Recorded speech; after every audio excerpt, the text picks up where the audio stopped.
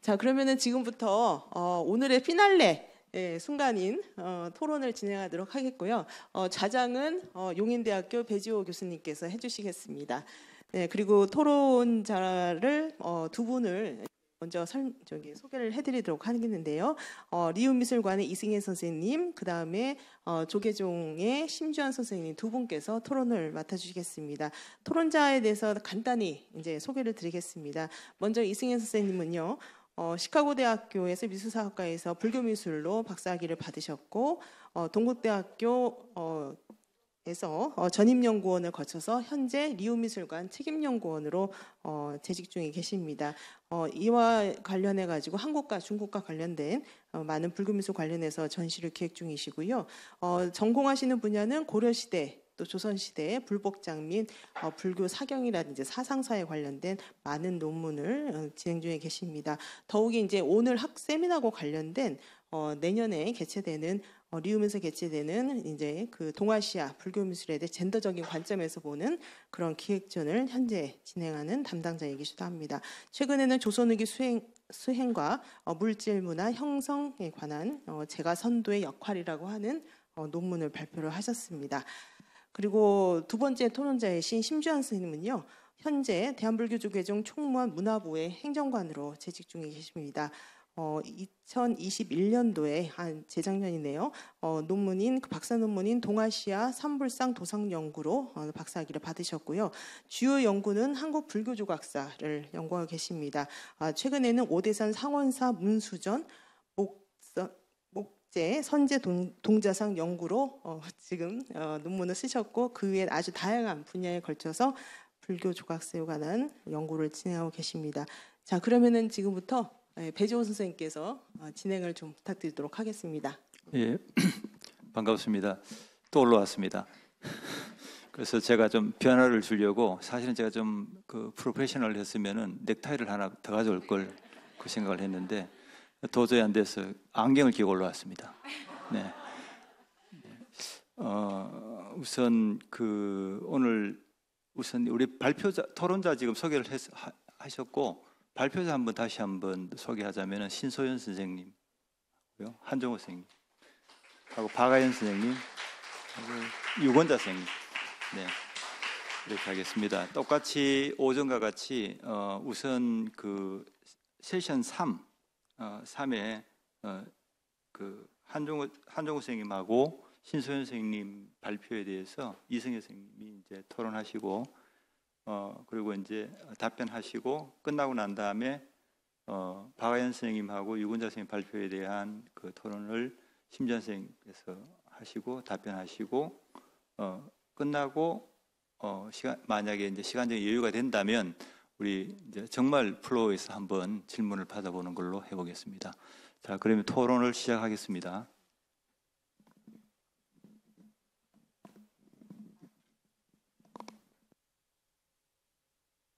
네, 안녕하세요. 소개받은 이승혜입니다.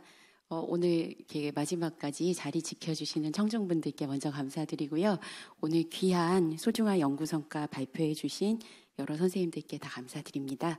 저는 한종호 선생님과 신소연 선생님의 토론을 맡았습니다. 근데 오늘 한 선생님께서 너무 중요한 발견을 논고의 뒷부분에서 말씀을 이제 잘 해주셨는데, 너무 아쉽게도 시간 관계상 그 부분이 제대로 전달이 안 돼서요.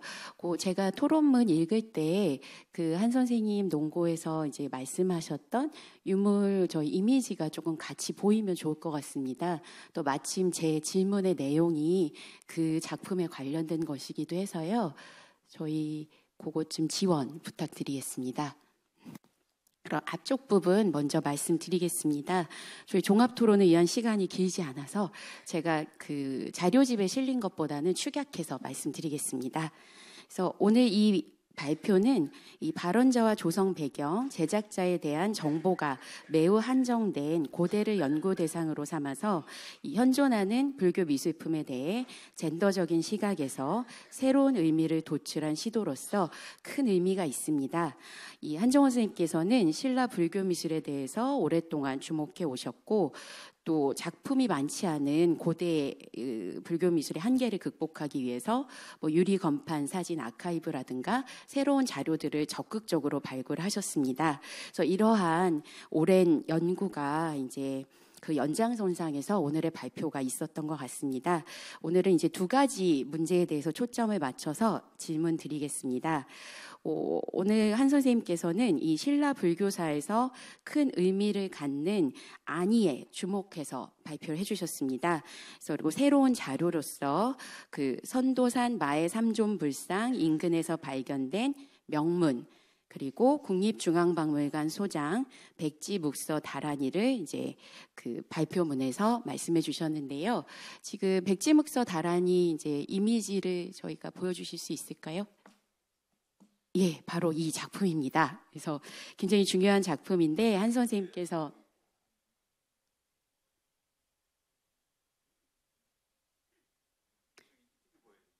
네.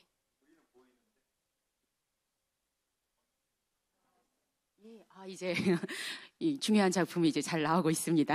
그래서 오늘 이제 상대, 중대, 하대를 그래서 다 다뤄주셨는데 아쉽게도 중대, 하대 부분은 이제 말씀하실 때 조금 생략이 되어서 제 질문이 또 이 작품과 관련된 것이어서요. 근데 요 다란이가 이제 중요한 것은 이 또 중앙에 이제 종격과 인물이 그려져 있고 그 주위에 이제 문자로 이제 불교의 주문인 다란이를 배치한 형식인데요. 이와 같은 형식은 이제 다란이 중에 수구 다란이에서 많이 보이는 것인데 이 한 교수님께서는 여기에 쓰여진 다란이가 수구 다란이가 아니라 불정존승 다란이라는 점을 이제 밝히셨습니다. 근데 이제 불정존승 다란이는 보통 저희가 경당이라 그래서 이런 다각형의 석조 기둥에 이제 새겨지는 것이 일반적인 형식입니다. 그래서 이것이 저희가 알지 못했던 굉장히 중요한 새로운 자료이기도 하고 또 기존에 알고 있었던 중국과 한국의 그 다란이에서는 보여지지 않는 너무나 새로운 형식입니다. 그래서 제가 이제 궁금했던 점은 이러한 중국에서도 볼 수 없는 그 시각적으로 형상화한 도상과 실제로 쓰여진 불정존승 다란이의 조합이 그 연원이 어디에 있을지 좀 발표자 선생님께 의견을 청하고 싶었고요. 그리고 여기에 또 중요한 점이 이제 안의와 연결해서 이제 왼쪽에 천아안이라고 이제 명문이 묵서로 되어 있는데요. 이제 이것을 그냥 그려진 비구니로 이제 생각되는 여성 인물이 그려져 있는데 이제 발원자로 그냥 단순히 해석할 것인가 아니면 발원자 이상으로 실제 작품을 제작을 했다거나 좀 더 적극적인 역할을 했을 것으로 생각할 여지가 있는지 이런 여러 가지 점들이 좀 궁금했습니다. 이게 첫 번째 질문이고요. 두 번째 질문은 이제 그 마지막 장에서 신라 하대의 여성 발원 불교 미술에 대해서 다뤄주셨는데요.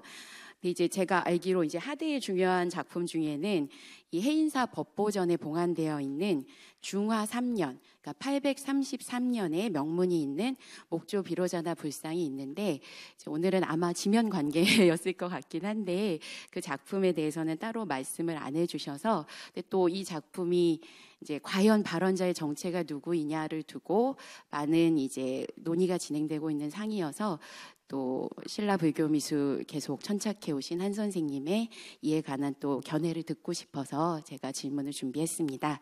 그리고 다음으로 이제 신소연 선생님 발표에 대해 질의를 하겠습니다. 오늘 이 젠더로 보는 한국 중근세 관음보살상이라는 논고는 이 고려와 조선시대의 관음보살상을 크게 관음보살의 이중적인 성 정체성, 미술에서의 시각적인 재현, 그리고 관음보살의 성 역할이라는 세 가지 관점에서 이제 조명한 글입니다. 근데 이제 발표자께서 서두에 얘기한 것처럼 젠더 관점으로만 관음보살을 보게 되면 여성성에만 주목하게 되는 또 문제를 남기게 됩니다. 이것은 이제 우리 여성과 젠더에 관한 이야기를 하는 많은 다른 논의들에도 적용될 수 있는 문제의식인 것 같습니다. 그렇지만 이 관음보살의 경우에는 젠더적 시각을 빼게 되면 이 경전에서는 남성으로 나타나는 관세음보살이 왜 미술에서는 여성적인 모습, 나아가서 여성의 모습으로서 재현되었는지 대답할 수 없다는 또 한계가 있습니다. 이 같은 관점에서 볼 때 오늘의 발표는 이 한국 중근세 불교 미술의 이 전체상에 다가가는 시도로서 이제 큰 연구사적 의미가 있다고 생각을 합니다. 또 신 선생님의 이와 같은 이제 발표는 이제 그동안 이제 박물관이라는 현장에서 또 중앙박물관 소장의 여러 조각들을 발굴하고 그런 결과들을 이제 공간하고 이제 학계와 공유한 그런 성과들이 다 뒷받침된 결과로 생각을 합니다. 그래서 이 같은 의미 깊은 발표에 토론을 맡게 돼서 정말 기쁘게 생각하고요. 신 선생님에게도 마찬가지로 2가지 질문을 드리도록 하겠습니다. 첫 번째로 오늘 발표 중에 중국에서는 수월관음 도상을 멋진 남성, 또 백일 관음을 아름다운 여성에 이제 비유한다는 흥미로운 지적을 해주셨습니다. 그래서 이와 같은 비유는 이제 관음의 여러 가지 응신을 둘러싼 중세 중국의 인식을 보여주기 때문에 또 흥미롭습니다. 반면 고려시대 기록에는 수월관음과 백일관음의 성별에 대한 뚜렷한 구분이 나타나지 않는다고 말씀해 주셨습니다. 이 수월관음이나 백일관음이 모두 관세음보살의 이제 응신이라는 점을 고려하면 관음보살의 진신은 과연 어떤 성별로 여겨졌을지 하는 좀 궁금증이 들었습니다. 그리고 당시 이제 중세 중국이나 한국에서 이런 논의에 대해 이루어진 것이 있는지 또 이런 자료를 보셨다면 한번 소개해 주시면 좋을 것 같습니다. 그리고 2번째 질문은 대승불교 보살로서 관음은 이 성별이라는 분별을 초월한 존재지만 관음에게 기대되는 성의 역할은 관세음 보살상이 만들어졌던 당시 사회의 젠더 의식을 반영합니다. 그런데 이 결론부에서 신소연 선생님께서 한국의 중근세 관음보살상에는 상대적으로 관음의 여성화가 표면적으로 잘 드러나지 않는다고 지적해 주셨습니다. 네, 그렇다면은 이제 중국에서 유행했던 송자관음이나 어람관음이 한국에 알려져 있었는데 유행을 안 한 것인지 아니면 많이 알려져 있지 않았던 것인지 하는 이제 여러 가지 질문이 들었는데요. 오늘 발표에서 다뤄주신 시간적인 범위에서는 좀 멀지만 조선 후기 19세기 후반의 불화 작품 중에 뭐 양산 신흥사의 관음 삼존도라던가 이 대구 동화사 금당의 아미타 극락회상도 같은 작품에는 이제 어람관음이 이제 분명하게 나타나고 있습니다. 그래서 이런 또 작품들을 볼 때 중근세기 한국 불교 미술에서 여성형 관음이 보이지 않는 것은 어떻게 해석해야 할까라는 질문이 들었습니다. 제 질의는 이것으로 마무리하겠습니다. 한종욱 선생님부터.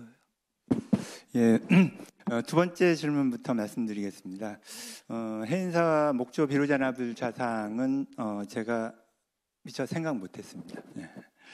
사실 그 금성문 자료 중심으로 아무래도 금성문 자료에서 여성과 관련된 내용들이 나와야 실물이 남아 있을 가능성이 많아서 그 중심으로 찾는데 제가 우리 미술사에 대한 충성심이 깊어서 황수영 선생님이 쓰신 금성 유물을 주로 보거든요. 그러다 보니까 뒤에 보완된 이런 자료를 놓으셨습니다. 아마 이것 말고도 놓친 자료들이 많아서 더 많이 보완을 해야 될 것 같고, 그리고 또 하나는 이제 보내주신 자료를 보고 깜짝 놀라면서 이제 굉장히 중요한 자료다 하고 봤는데, 왜냐하면 제가 등신에 좀 요즘 관심이 있어서, 근데 보내주신 자료의 등신의 한자하고 또 이제 지금 역사학계에서 새롭게 판독하는 그 등신이 다르게 나오더라고요. 그래서 이걸 어떻게 봐야 되나 하고 이제 좋은 자료 주셔서 고맙고, 그리고 이제 다란이와 관련해서는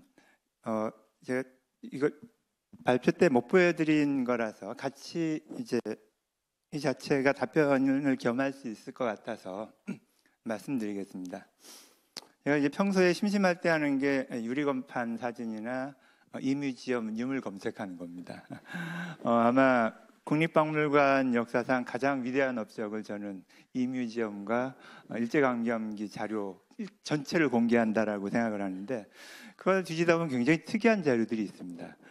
사실은 이 자료에 앞서서 이 남산에 있는 이 수구다란이, 특히 이제 경주의 남산의 거라고 해서 이 유물에 대해서 이제 추정을 한 적이 있는데, 사실은 이 유물 조사를 할 때 이게 저는 수구다란이라고 생각을 했거든요. 다란이에 대해서 뭐 지금도 모르는, 잘 모르는 상황에서 일단 형식 자체가 수구다란이에 이제 제시된 내용을 다 담고 있습니다. 네 귀퉁이에다가 정병을 배치하고 그 사이에 뭐 금강저라든지 뭐 법라라든지 다양한 법구를 배치하고, 중앙에는 또 발언과 관련된 이제 그림이 들어가는 게 기본인데, 그래서 지난번 조사를 할 때 같이 조사를 했습니다. 근데 막상 조사를 했더니 이게 수구다란이가 아니더라고요. 그래서 수구다란이 조사할 때는 뺐다가 최근에 이제 뭐 자료 정리하다가 이 유물 다시 보여서 작년 겨울방학 동안에 이제 분석을 해봤는데, 일단 기본적으로 이런 수구다란이 형식을 하고 있는데, 여기에 크게 주목하지 않은 이유는 그 채색이 전혀 없거든요. 보편적으로 중국 다란이라 하더라도 이제 채색들이 있는데 전혀 없고, 그래서 이 채색 없는 상태에서 보기엔 뭐 연대도 그렇게 오래돼 보이지 않는 뭐 그런 느낌도 있었는데, 여기 보시면 곳곳에 동록이 있습니다. 아마 이거는 원래 금속 상자에 들어 있었을 가능성이 있어 보입니다. 그리고 이제 여기서부터 시작이 됩니다. 여기서부터 나모가 이제 시작이 되는데, 이 내용을 가지고 이제 판독을 하고 경전에서 이제 같이 비교해 보니까 고려판하고는 많이 안 맞지만 이게 바로 이제 불정전승 다란이, 아마 저 국내 자료들을 검색해 보니까 이 자료가 없는 것 같습니다.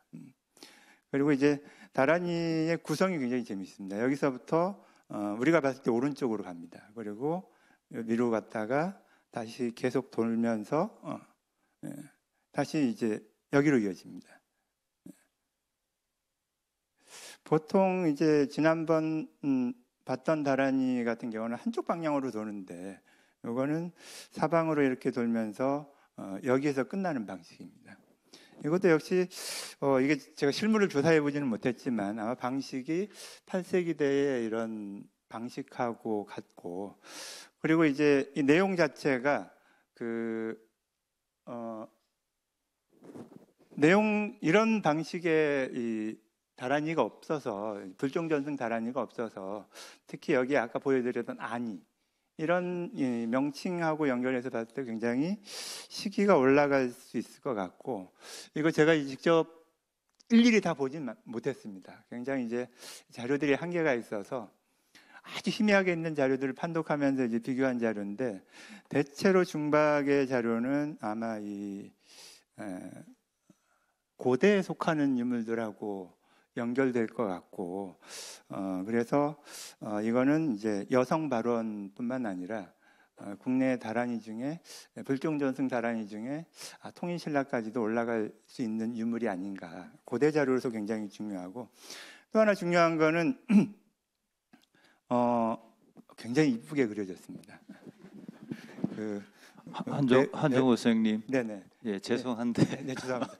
네, 이게 그래서 제가 처음에 이제 이걸 띄워놓고 좀 더 설명을 하려고 했는데, 그래서 제가 이제 한정호 선생님한테 마이크를 안 주고 토론자를 줬어요, 일부러. 왜냐하면은 설명을 하실 것 같아서 사실은 듣고 싶어요. 듣고 싶은데 시간적인 게 있으니까. 네, 예. 죄송합니다. 네. 마무리로 말씀드리자면, 제작에도 여성들이 관여했을 가능성이 있는 것 같습니다. 전체적인 도상이나 표현이 일반적인 전문 작가의 표현하고 차이가 있어서 답변은 그 정도로 드리겠습니다. 네, 고맙습니다.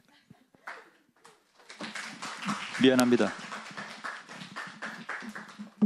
네, 그럼 제가 답변 드리도록 하겠습니다. 질문 감사드립니다.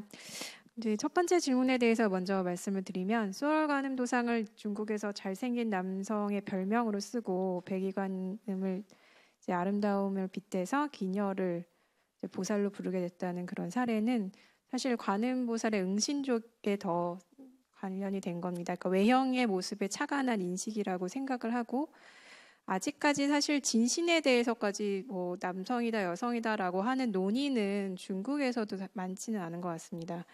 왜냐하면 관음보살 자체에 대해서도 관음보살이 다시 부처나 석가의 응신이다라고 하는 그런 것도 있기 때문에 이게 그 옛날에 무슨 영화처럼 꿈속에 들어가서 다시 꿈속에 들어가는 것처럼 진신의 문제는 계속 좀 문제가 될 수도 있는 거라서 사람들이 거기까지에 대해서 논의하지는 않는 것 같습니다.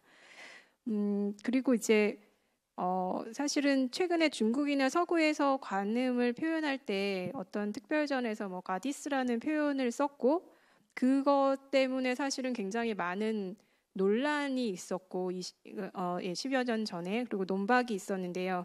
그때 많은 연구자들이 거부감을 가졌던 이유도 사실은 그 관음이 화현을 했을 때 여성형인 거지 관음 자체가 여성형인 건 아니다라는 그런 이유에서 이제 그 가디스라는 표현을 쓰는 거에 대해 많은 거부감들을 표현을 했었습니다. 논박을 했었습니다. 그래서 사실 관음의 진신에 대해서 정체성을 논한다는 거는 조금 불교에서 아직까지는 어려운 문제인 것 같고 중국 내에서도 그 응신, 화현 뭐 이런 쪽으로만 얘기를 하는 거라고 생각이 되고 한국에서는 더 거기에 대한 논의를 이렇게 드러내놓고 하는 것 같지는 않은 것 같습니다. 그래서 제가 그런 자료를 찾기는 좀 어려웠다는 점을 말씀드리겠습니다. 그리고 사실 제가 짧게 얘기해야 되지만 불교 설화에서는 훨씬 더 그 관음의 화현에 대해서 화신으로 나온 거에 대해서 많이 얘기를 하는데 조금 더 적나라하게 약간 잘못하면 외설적인 수준까지 사실은 여성을 묘사를 하는 것이 있어서 굉장히 사실은 관음을 예경의 대상으로 보지만 동시에 여성에 대해서 낮추어 보는 시선도 분명히 존재하는 그런 설화들이 굉장히 많은 것 같습니다. 그래서 사실 진신에 대한 성 정체성을 논하는 거는 좀 중심주의적인 그런 사회에서는 어려웠었다고 생각을 하고 화현에 대해서나마 그래도 어떤 평등한 관점으로 보려고 했던 그런 것들이 좀 반영이 됐다라고 생각이 듭니다. 그다음에 이제 중국의 두 번째 질문으로 들어가서 중국의 송자관음이나 어람관음이 한국에 저는 알려졌었을 거라고 보는 이유가 삼제도회 같은데 사실 판화로 있습니다. 그렇기 때문에 이제 그게 어람 이제 관음이라고 돼 있지는 않고 표현은 백의 관음이나 다른 관음으로 돼 있는데 아기를 이렇게 품 안에 안고 있는 그런 관음의 도상이 삼제도회나 이런 판화들에는 다 묘사가 돼 있습니다. 그렇기 때문에 판화의 유통 과정을 생각해 보면 분명히 그 한국에서도 고려나 조선 시대에도 그 인지는 했을 텐데 문제는 이게 그 민간의 어떤 중국 내 민간의 풍습과 연결되었었던 신앙 체계 안에 있었기 때문에 그 풍습이 한국까지 들어오지 않았다면 그 도상을 수용하기도 어려웠었을 거라고 생각이 듭니다. 그리고 특히 이제 어떻게 보면 구자 신행에 관련된 의례나 풍습은 각 지역마다 다를 수밖에 없는 거라고 생각이 되고요. 무엇보다도 이제 이 시기가 조선 시대가 되면 유교 중심적인 국가가 되는 거고 그만큼 중국과의 교류에서 민간 차원의 아주 세세한 부분까지 다 교류가 됐는지는 사실 좀 알기 어려운 점이 있어서 그래서 조선 후기 조금 지나서 오히려 그 이제 19세기에 그런 벽화 같은 것들이라든지 아니면 그림들이 들어올 수 있었던 것이 아닌가 그렇게 생각을 하고 있습니다. 이상입니다. 네, 그 이 선생님 뭐 답변을 받았는데 뭐 하실 말씀 있으세요? 아니 약간 시간을 제가 보고 있으니까 네 길지 않으면 궁금증에 대해서 답변을 잘 해주셔서 저는 맞습니까? 네, 그러면은 우리 심주환 선생님 토론해 주시기 바랍니다. 네, 안녕하세요. 저는 조계종 총무원에 근무하는 심주환입니다. 저는 세션 4회 토론자의 발표하신 주제에 따라서 토론을 진행하도록 하겠습니다. 먼저 박아연 선생님 주제에 대해서 토론하겠습니다. 박아연 선생님은 조선 왕실의 여성 명빈 김씨의 불교미술이라는 주제로 연구하여 발표하셨습니다. 발표자가 이 주제를 발표하게 된 이유는 왕실 발언이라는 관점에서 수정사 오청석담내 불상과 문경 봉암사 불상을 연구하여 논문을 발표하여 학계에 신선한 바람을 일으켰기 때문입니다. 오늘 발표는 15세기 왕실 여성 중에서 높은 지위에 있으면서도 가장 오랜 기간 동안에 걸쳐 왕실 내명부를 지켰던 태정 간태 구궁인 명빈 김씨에 주목하고 명빈 김씨의 후원으로 조성된 불경과 불상에 대해서 고찰하였습니다. 발표에 의하면 명빈 김씨는 부모 원중경 2종, 자비도랑 참법 1종, 법법연화경 1종 등 경전 4권과 15세기 중반기경에 조성된 흑석사 아미타 불상과 수종사 석가 불상 등의 불상 2점에 대한 내용입니다. 이번 발표를 통해서 명빈 김씨는 15세기 불교 신도로서 불교 미술의 후원자로서 지대한 영향을 미친 인물임을 알 수 있었습니다. 이 발표는 미술과 젠더라는 대주제에 부합하는 연구 성과일 뿐만 아니라 향후 조선 전기 불교사회와 불교 미술사에 기여할 것으로 판단됩니다. 토론자인 저 또한 많은 공부가 되어 감사의 말씀을 드립니다. 부족하나마 이 토론이 발표 연구에 기여하기를 바랍니다. 궁금한 점에 질의하도록 하겠습니다. 질의는 하나이지만 이에 파생되는 여러 가지 궁금한 점이 있어 다소 질의가 번잡해질 수도 있습니다. 이 점에 대해서 미리 양해를 구합니다. 질의는 명빈 김씨가 시주한 명분이 새겨진 금동 석가불 자상에 관한 내용입니다. 이 불상의 복장에서 발견된 복장 발언문에 의하면 성종의 후궁 3인이 1493년에 시주하였습니다. 그래서 수종사 오청 석탑은 1993년에 건립되었을 것으로 판단되는데, 그렇다면 오청 석탑은 1493년에 기년작일 가능성이 있습니다. 이에 대해서 발표자의 견해가 어떤지 궁금합니다. 그리고 발표에 의하면 금동 석가불상의 하부 원판에 새겨진 명분은 복장 발언문의 봉안 시기인 1493년이 아니라 명빈 김씨가 생존했던 1479년 이전으로 판단하였습니다. 그러므로 석가불 잘상의 조성 시기는 하한이 1479년이 됩니다. 저 또한 이 견해에 전적으로 동의합니다. 그렇다면 석가불상의 조성 시기는 언제인지 발표자의 견해가 되게 궁금합니다. 명빈 김씨가 빈으로 봉해진 시점이 1411년임을 감안하면 명빈 김씨는 최소한 68년을 왕실에 거주하였습니다. 불상 조성 시기는 그렇다면 1411년에서 1479년으로 다소 긴 기간으로 편년할 수밖에 없기 때문입니다. 앞선 연구에서 석가불상의 편년은 수종사의 중창연대인 1459년에서 복장 발언문의 조성연대인 1493년까지였습니다. 발표자의 연구에 의해서 편년의 하한이 좁혀졌지만 석가불상이 명빈 김씨의 생전에 봉안했던 원물이라면 생물 연대에 따라 편년의 폭이 넓혀져서 최소한 1411년에서 1479년입니다. 이에 대해서 발표자의 견해가 궁금합니다. 또한 금동 불감을 비롯하여 함께 봉안된 불상들의 조성 시기는 어떻게 편년해야 되는지 자연스럽게 궁금증이 증폭됩니다. 금동 불감은 석가불상을 봉안했었던 불감인지, 아니면 또 함께 중수된 그 관음보살상 자상은 석가불상의 협시였는지, 금동불감에 발견된 석가불상과 관음보살상, 지장보살상은 3존 세트로 구성되었는지, 또 3존상을 봉안한 금동불감은 명빈 최 씨가 발언했던 불감인지 여러 가지 궁금증이 파생되고 있습니다. 번잡하고 어리석은 질의지만 늘 양해해 주시기 바라며 발표자의 지혜로운 답변을 기대해 봅니다. 그럼 바로 이어서 유건자 선생님의 발표에 대해서 토론을 진행하겠습니다. 유건자 선생님은 조선 숙종기 불상 조성과 왕실 여성의 역할과 성격이라는 주제로 발표하셨습니다. 발표자가 이 주제를 발표하게 된 이유는 학계에 지대한 영향을 미쳤던 조선시대 왕실 발언 불상의 연구라는 연구서를 펴냈기 때문입니다.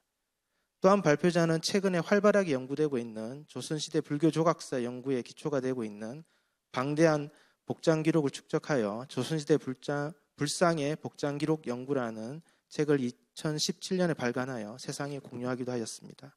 이 두 책은 불교 조각사뿐만 아니라 불교 미술사 전반에 지대한 영향을 미쳤다고 생각되며 지금도 그 영향력은 확산되고 있습니다.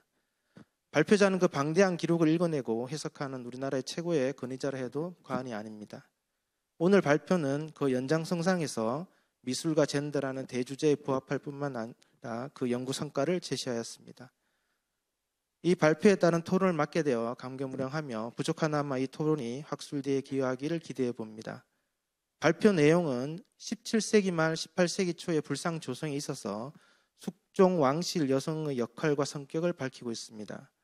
숙종기 환국과 왕실 여성, 숙종기 불상 조성과 왕실 여성에 대하여 고찰하고 있으며 더불어 불상 조성에 참여한 왕실 여성 시주자의 불상의 특징에 이르기까지 방대한 내용을 고찰하고 있습니다.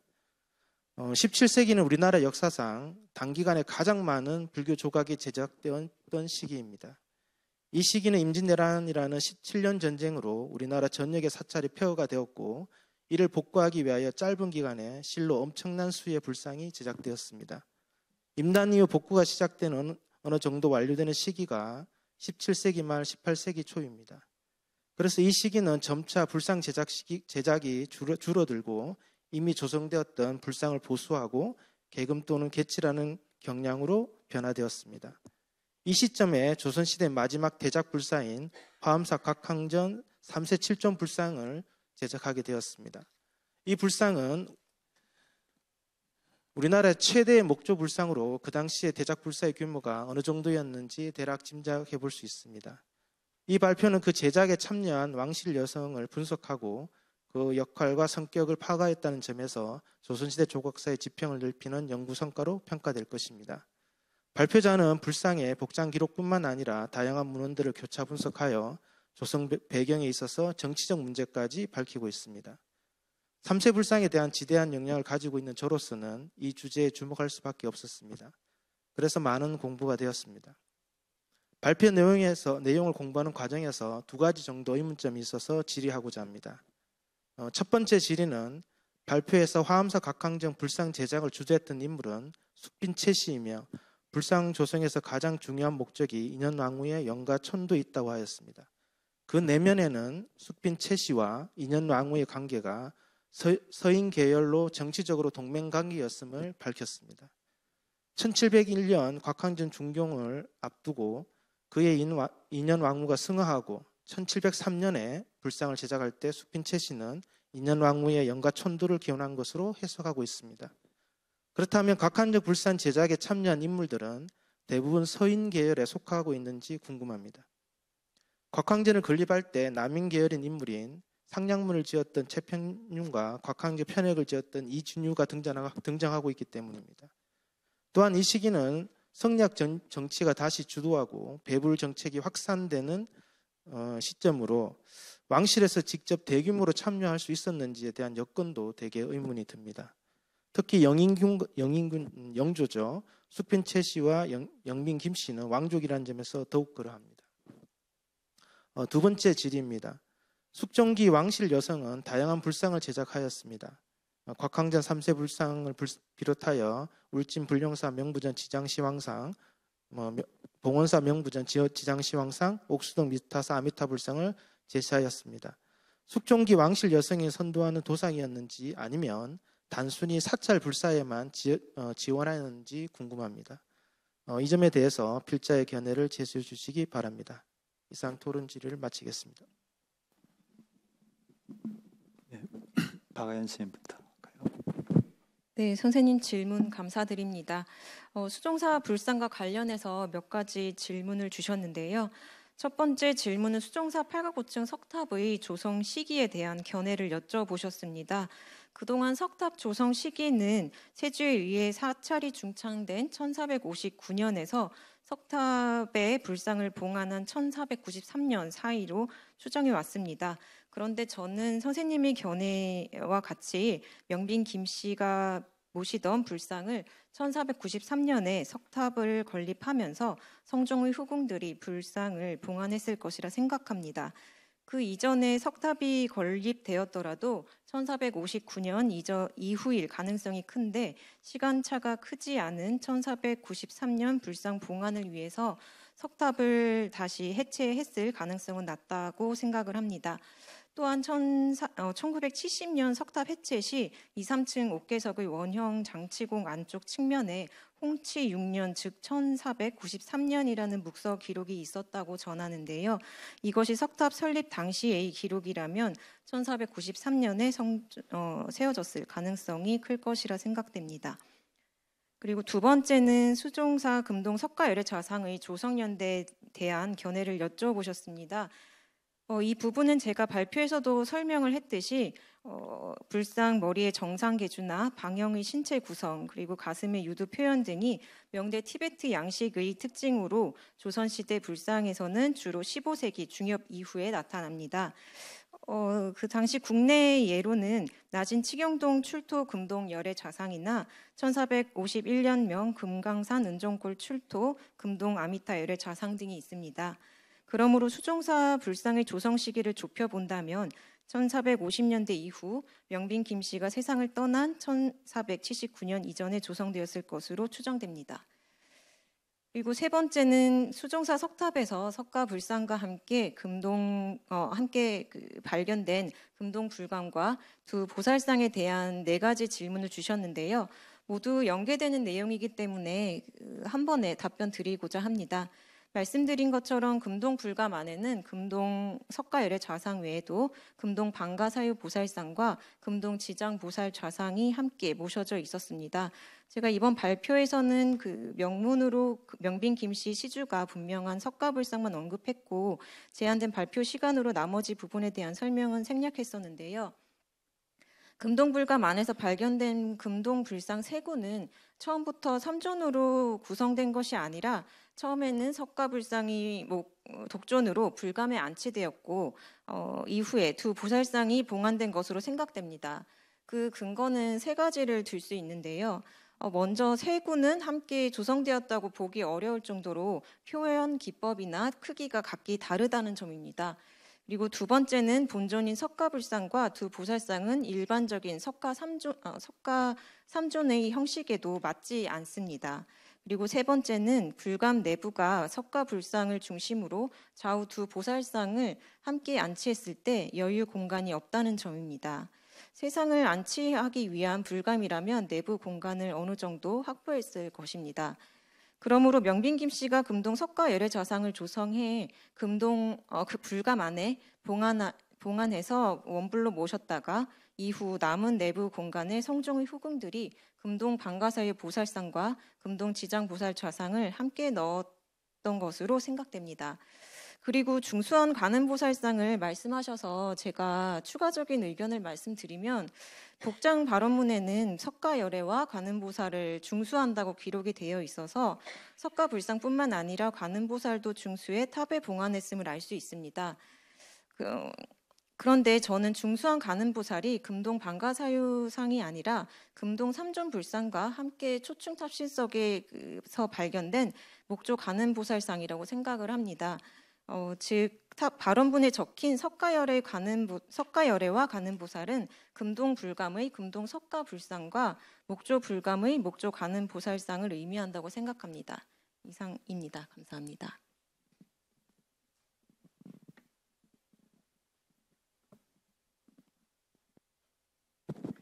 네, 심지현 선생님 바쁜데 감사합니다. 심 선생님께서 질문해 주신 내용은 2가지인데요.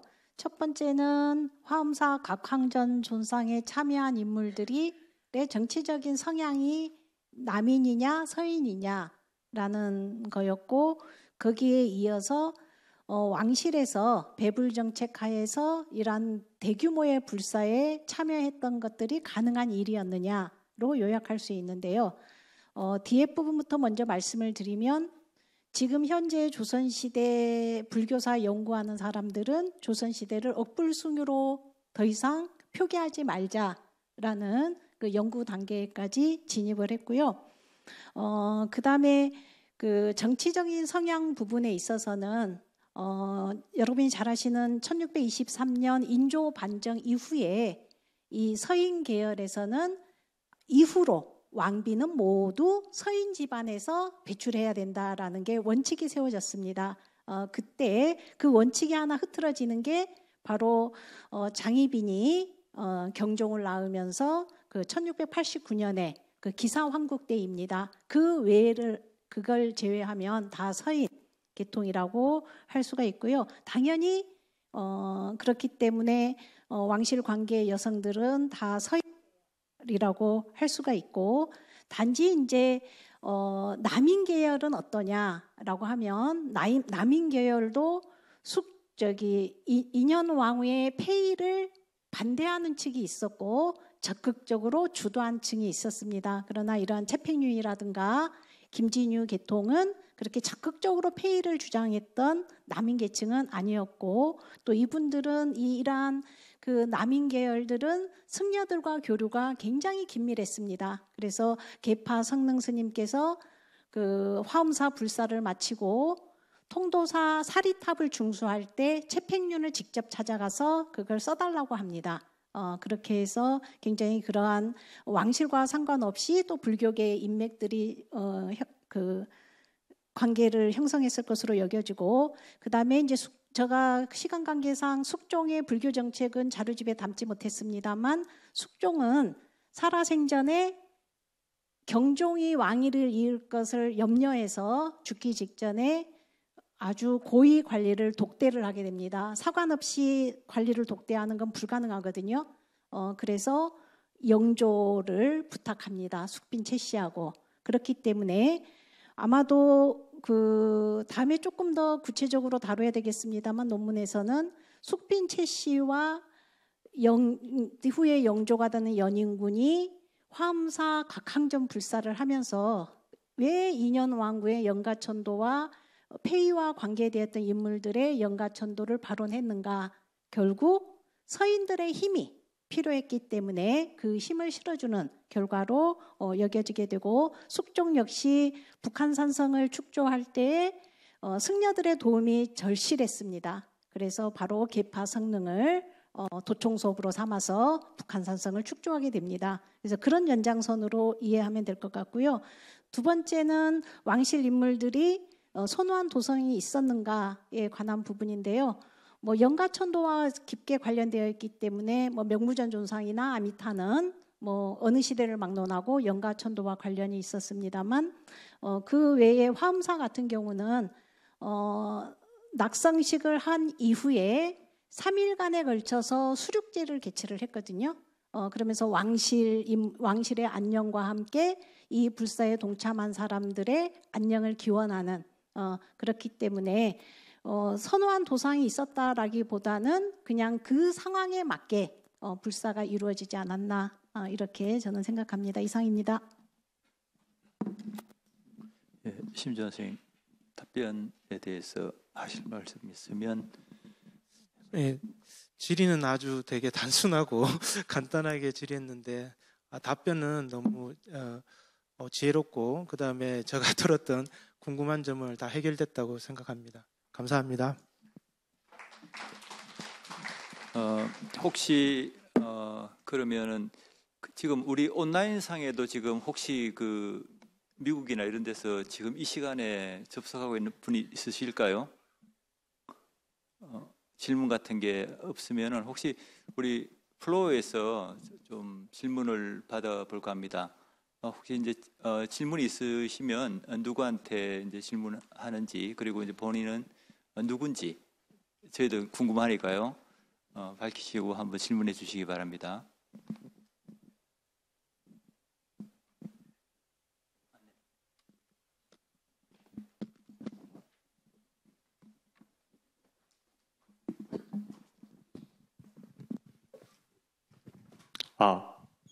네, 안녕하세요. 저는 서울대학교에서 불교미술 석사 논문을 쓰고 현재 한성백제박물관에서 연구원으로 일하고 있는 서정인이라고 하고요. 박아연 선생님께 질문이 있어서 손을 들었습니다. 일단 발표 너무 잘 들었습니다.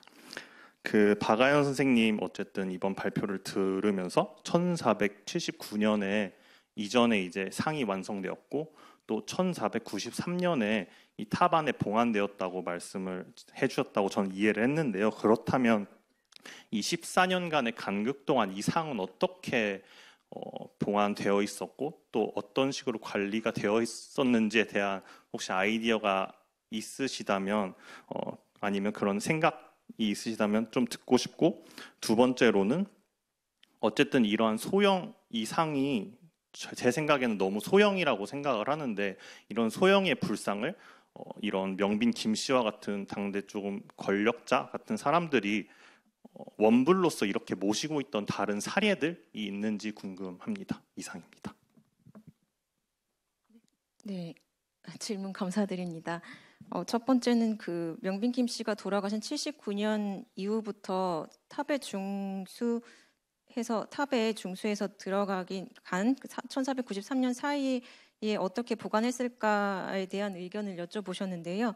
그냥 제 생각은 일단은 제가 먼저 의견을 말씀드렸듯이 그 명빈 김 씨가 원불로 모시고 있다가 제 생각은 궁중이 모셨을 것으로 추정은 하고 있고요. 그 이후에 성종 후궁들께서 이제 1493년에 그것을 이제 중수해서 탑에 봉안하지 않았을까라는 제 생각입니다.